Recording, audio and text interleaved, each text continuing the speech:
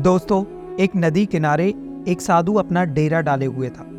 वो वहीं बैठा रहता और चिल्लाता रहता, जो चाहोगे सो पाओगे। कई लोग उस रास्ते से जब गुजरते थे और उस साधु को ऐसा चिल्लाते हुए देखते थे तो उस पर हंसते थे और कई लोग तो उसका मजाक बनाते थे।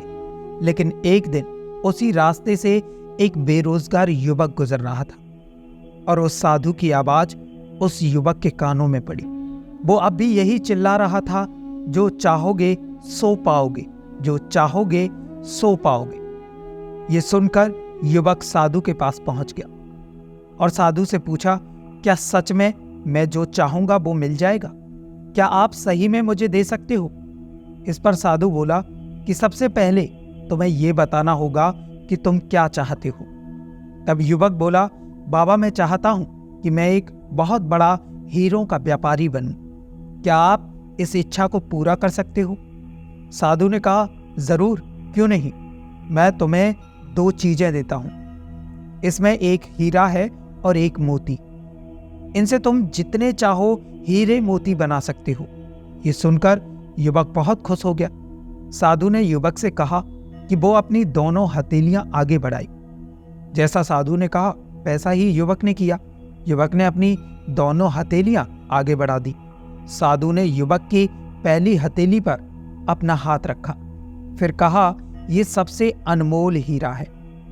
इसे तुम जितने चाहो हीरा बना सकते हो। यह हीरा समय है। इसे मुट्ठी में जकड़ कर रखना। इसे कभी भी हाथ से निकलने मत देना।